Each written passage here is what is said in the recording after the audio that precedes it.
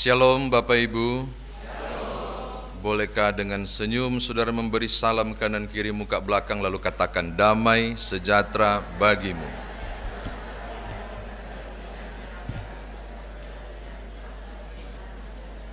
Tidak apa-apa sambil berkipas sambil bilang damai sejahtera.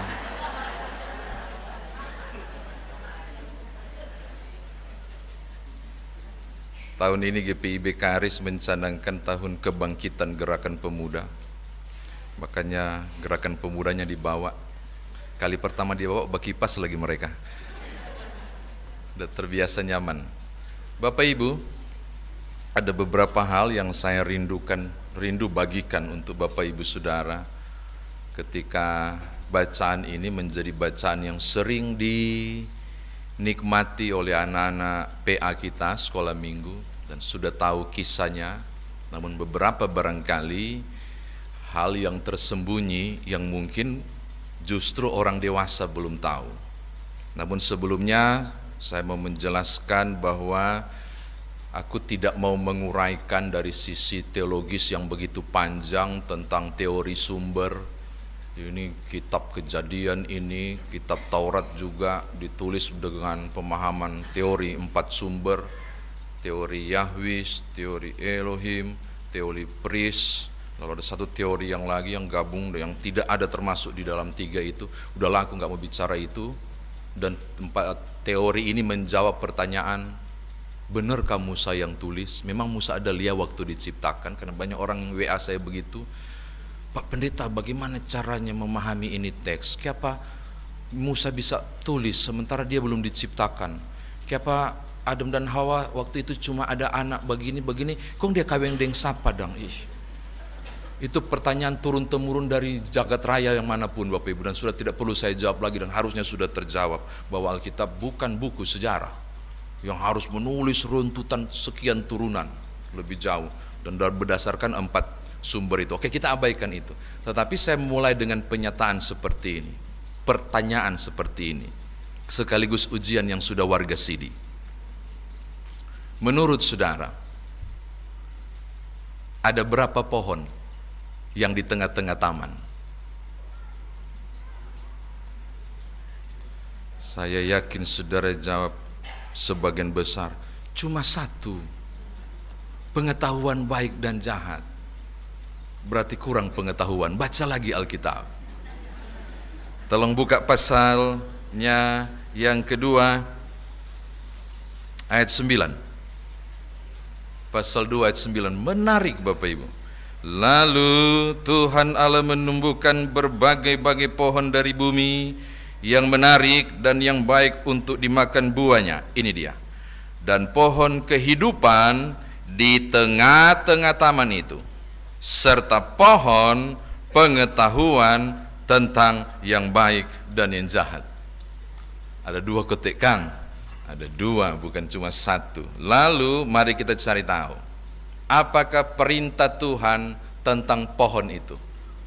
Tolong lihat ayat 16 pasal 2. Ayat 16 pasal 2, saya bacakan dan 17 ya, pasal 2 ayat 16-17. Lalu Tuhan Allah memberi perintah ini kepada manusia, semua pohon yang dalam taman ini boleh kau makan buahnya dengan bebas. 17. Tetapi pohon pengetahuan tentang yang baik dan yang jahat itu janganlah kau makan buahnya, sebab pada hari engkau memakannya pastilah engkau mati.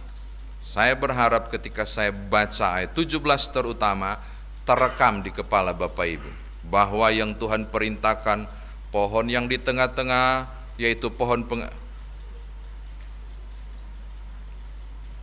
tidak bilang tengah-tengah malah.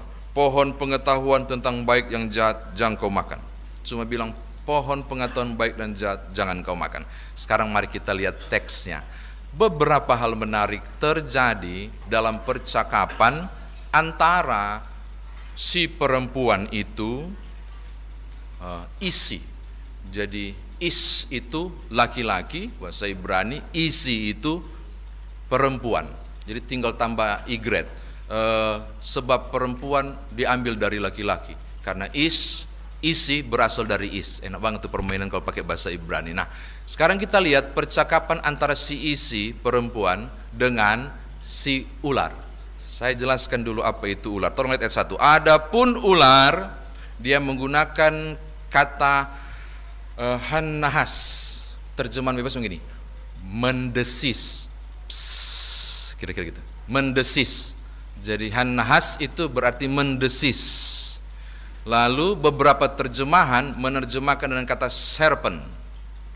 Kata serpent itu bisa berarti dua, Bapak Ibu, snake, atau ini menarik, dragon, makhluk mitologis. Beberapa penafsir sepakat bahwa kata hanahas itu, serpent itu bukan ular kecil yang bergantung, bukan, tetapi ular yang besar. Itu penafsiran. Sehingga bisa diterjemahkan kata dragon, makhluk mitologi, whatever, saya nggak tahu. Tetapi yang pasti dia berbicara, bukan mendesis. Hanya untuk menunjuk tentang ular ini. Lalu ketika saudara baca tentang hukumannya, oh betul, dia tidak punya kaki. Ini saya punya catatan yang pertama dengan kategori menarik loh Bapak Ibu. Itu dia disebut yang paling cerdik, arum. Arum itu subtle gitu ya bahasa Inggrisnya, arum, subtle, yang berarti bukan cuma cerdik tetapi juga licik, menariknya disebut juga bijak, juga disebut pandai, ular. Dan kalau saya sebut seperti itu dan Alkitab menyebut seperti itu, mohon bangun konstelasi berpikir Bapak Ibu bahwa si perempuan sedang berhadapan dengan makhluk yang bukan sembarang. Karena arum tadi, subtle, ada sesuatu tentang ciri khas dia yang menggunakan kemampuan otaknya, cerdik, bijak, pandai tadi, licik dan seterusnya di bagian itu. Berarti dia berhadapan dengan makhluk yang tidak sembarang. Sekarang mari kita lihat percakapannya. Kalau Bapak Ibu baca, hal menarik terjadi ayat 1 ketika dia ngomong gini, tentulah Allah berfirman, semua pohon dalam taman ini jangan kamu makan buahnya, bukan? Semua pohon dalam taman ini, semua pohon dalam taman ini jangan kamu makan buahnya, bukan? Bapak Ibu membaca, ini menarik. Ini pancingan si cerdik, si licik, si pandai ini. Dia menyimpulkan suka-suka perintah dari Tuhan, dan dia transfer apa yang sedang dia bangun supaya berpikir tak pancing ini perempuan. Semua pohon nggak boleh dimakan buahnya kan? Itu langsung enggak. Jadi seharusnya kalau saya mau memulai dengan kalau dia memang tulus, dia akan bilang, Tuhan bilang semua pohon boleh punya buah boleh makan, tapi yang satu pengetahuan baik dan jahat nggak boleh dimakan ya. Harusnya begitu kan? Tapi enggak. Dia langsung semua, seakan dia pancing dulu, dia pancing secara dramatis. Semua nggak boleh makan. Lalu kemudian mulailah si perempuan ini mengargumentasi. Ada dua kemungkinan Bapak Ibu. Kemungkinan si ular ini nggak tahu, sembarang simpulan, atau karena kondisi licik tadi, arum tadi, dia sengaja mempropaganda supaya nggak fokus perempuan ini. Lalu muncul jawaban yang menarik. Tolong lihat jawabannya sih. Aduh, dia ini kayaknya tidak cepat hafal perintah. Coba lihat jawabannya. Ayatnya yang kedua. Buah pohon-pohonan dalam taman ini boleh kami makan. Benar, ini clear. Tapi ayat 3 jadi sesuatu yang aneh. Tetapi tentang buah pohon yang ada di tengah-tengah taman, Allah berfirman, jangan kamu makan ataupun rabah buah itu, nanti kamu mati. Dia terima direct speak. Oh tunggu sebentar. Dia menerimanya informasi dari dari Adam, dari si laki-laki meneruskannya kepada perempuan barangkali. Tetapi kemudian jadi kekeliruan pemahaman. Pokoknya semua boleh makan, ini dia bilang. Yang di tengah-tengah enggak boleh. Sekarang silakan cek recheck pasal 2 ayat 17, tidak pernah ada kalimat itu. Tuhan cuma bilang, pohon pengetahuan baik dan jahat jangan kau makan. Tapi dia bahasakan berbeda, pohon yang di tengah-tengah.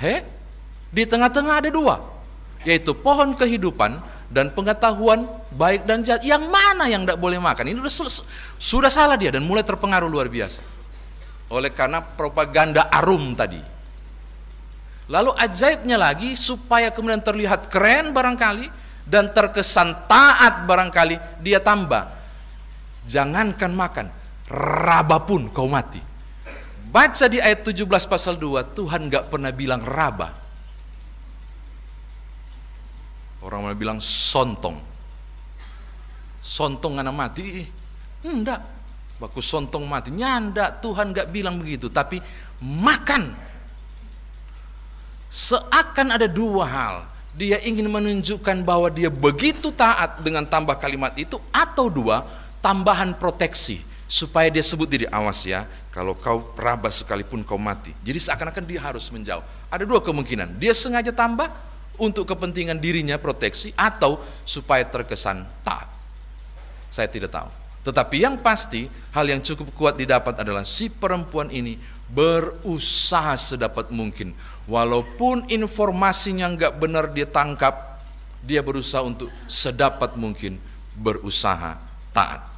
Terakhir saya meluruskan, kalau kau makan kau pasti mati. Lalu ada yang tanya, pendeta, kenapa Tuhan bilang waktu kau makan kau pasti mati? Pas dorang dua makan bukan mati, malah telanjang. Saya luruskan, mohon maaf, waktu mereka makan, mereka memang sudah telanjang. Iya kan? Sudah. Terus kenapa tidak mati? Mati ada kemungkinan, ada dua pemahaman. Mati atau kehilangan kedekatan dengan sumber kehidupan, yaitu Allah. Dan hal yang kedua yang terjadi, mereka diusir jauh dari sumber kehidupan, yaitu sang penciptanya sendiri. Dan itu disebut dengan pemahaman upah dosa adalah maut. Saya kira demikian firman Tuhan ditafsirkan bagi kita. Sekarang bagaimana kita bawa dalam kehidupan beriman kita? Yang pertama, Bapak Ibu, bagaimanapun si Arum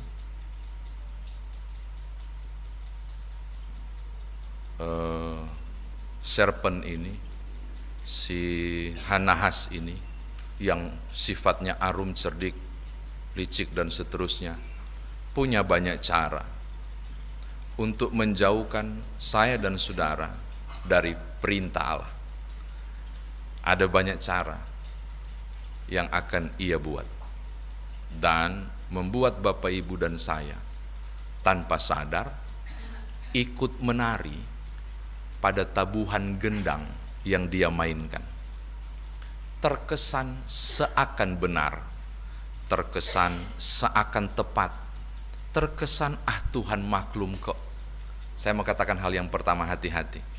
Iblis punya banyak cara, si ular ini punya banyak cara untuk buat Bapak Ibu dan saya jauh dari melakukan kehendak-kehendak Allah. Banyak cara.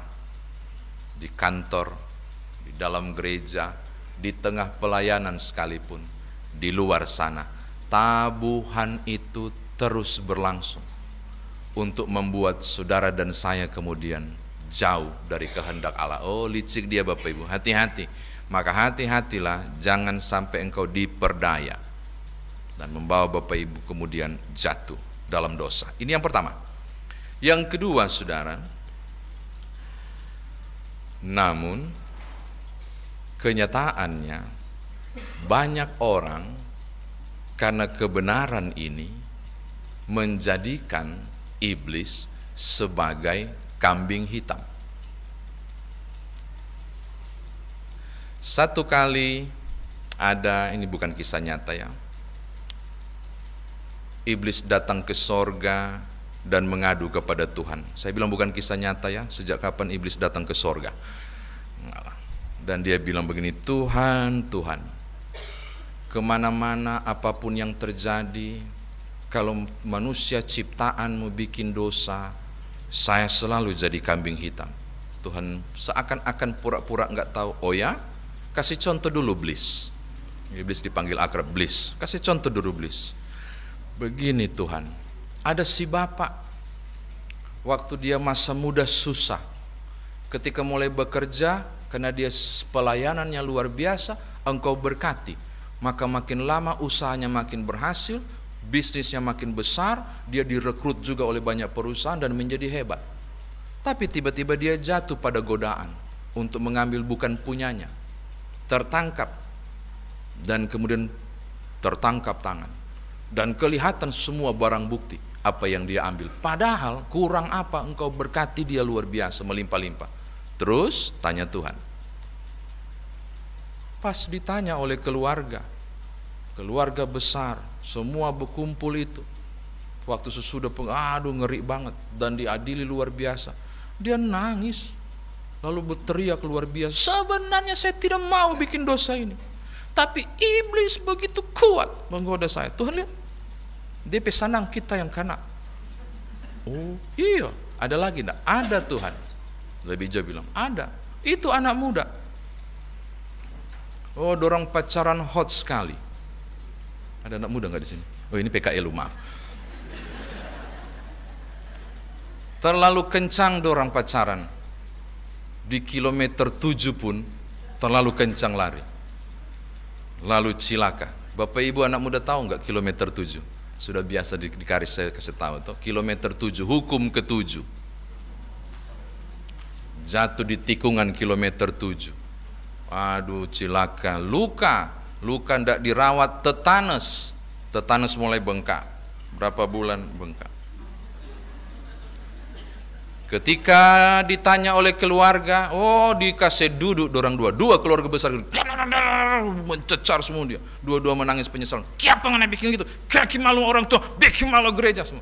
Serentak dua bilang begini, sebenarnya tak sayang tapi mai tua, nggak mungkin lah tak bikin begitu. Mar itu iblis dah goda pak kita luar biasa.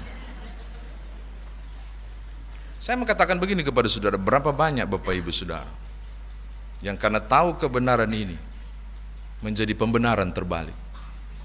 Memang iblis suka menggoda, dan acap kali saudara mengatakan kalau engkau jatuh itu karena iblis. Oh maaf, saya mengatakan, andai kata perempuan itu tetap bertahan dan laki-laki itu tidak menerima buah itu yang dipetik, tidak ada kisah kejatuhan dalam dosa. Bukan soal iblis, bukan.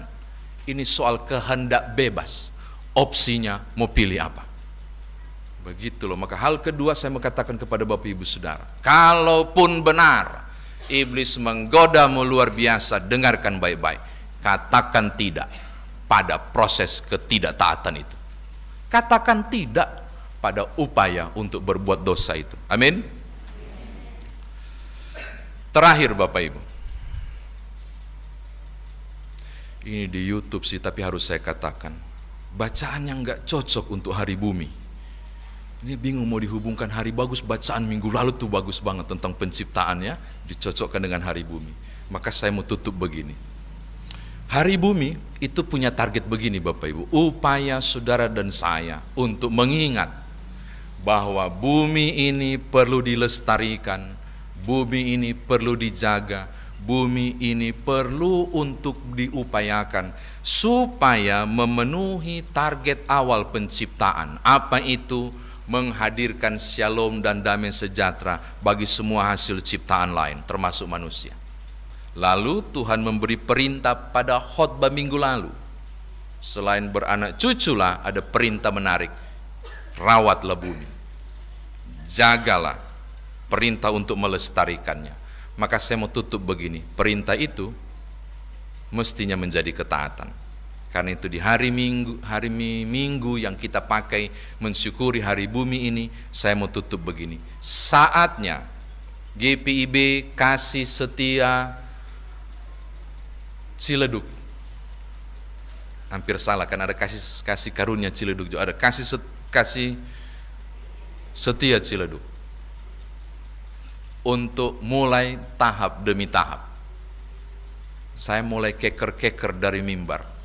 Hampir semua warga jemaat dapat warta jemaat dan dapat tata ibadah. Kenapa tidak kita mulai paperless dalam rangka ketaatan pada perintah?